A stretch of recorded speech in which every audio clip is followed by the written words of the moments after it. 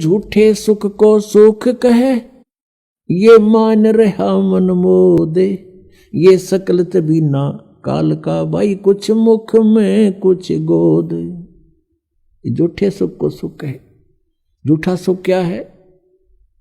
पुत्र हो जा, पुत्री होगी, एक कार हो, एक कोठी हो जा, और फिर कोई पोस्ट मिले, या तो कोई अधिकारी ऊंचा बन जाऊं, या फिर कोई एमएलए, एमपी, मंत्री, मुख्यमंत्री, प्रधानमंत्री बनूं, ये आशा रहती है।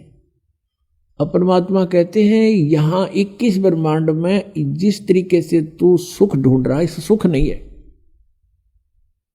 और सुख भी कैसे होगा?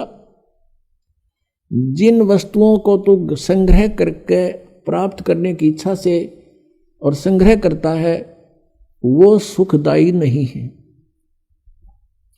निर्धन सोचता है धनवान सुखी, धनवान को सोपन में भी सुख नहीं है। उसका बहुत बड़ा व्यवसाय होता है, पता नहीं कहाँ घाटा हो रहा है, कहीं लाभ हो रहा है। रात और दिन उसी चिंता में, टेंशन में वो सो जाता है, नींद भी नहीं आती है, फिर उठ जाता है। अब धनवान सोचता है ये राजा लोग सुखी होंगे, मंत्री, मुख्यमंत्री, प्रधानमंत्री, एमएलए, एमपी, इनको स्वप्न में भी सुख नहीं है। क्योंकि जो एमएलए या एमपी बनता है वो बहुत से व्यक्तियों का नुमाइंदा होता है, और कोई ना कोई उसकी बाह पकड़ने रहे, चल मेरा काम कर। दिन में 100 आदमी जावेंगे तो 100 झूठ बोलनी पड़ेंगी उसने, वो इतना किस किस के काम करा देगा। और बैठा होगा घर, फोन पर कह देगा, कह दो बाहर जा रहा है, यानी टेंशन रहित नहीं हो सकता। यही स्थिति मंत्री और मुख्यमंत्री, प्रधानमंत्री की जानो, तो यहां जीव सुखी नहीं, और पिछले पुण्य का नाश कर रहे हैं अपने का ये। अब परमात्मा कहते हैं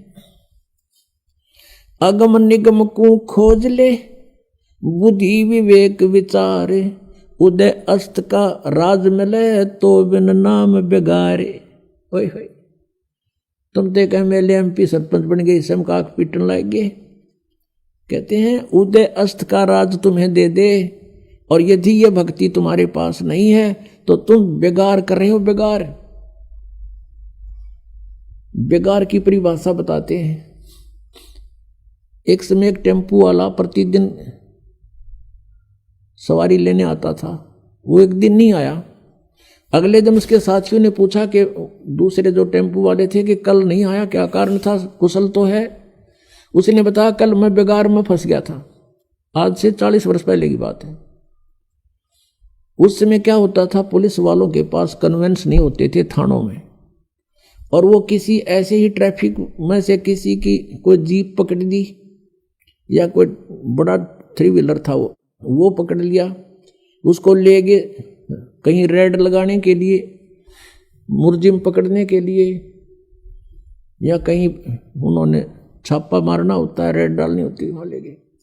तो उस दिन क्या होता है, उसको 4 बजे उठा लिया सुबह, और ले गए इधर के उधर, उधर के उधर, चलो वहां चलो वहां।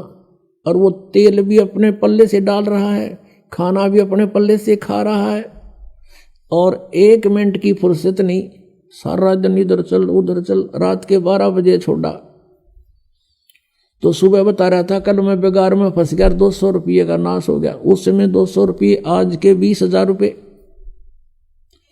समझ लो कि 20,000 रुपये घर पे खर्च कराया, और 1 मिनट की फुर्सत नहीं, चलो चलो रही, रेल बनी रही मेरी, और 200 रुपये भी अपने पल्ले से बर्बाद कर दिया, पूंजी भी नष्ट करी। इसको बेगार बोलते हैं, यानी इनकम हुई नहीं और खर्चा खूब, 1 मिनट चैन नहीं, समय नहीं, कहीं भी रेस्ट नहीं।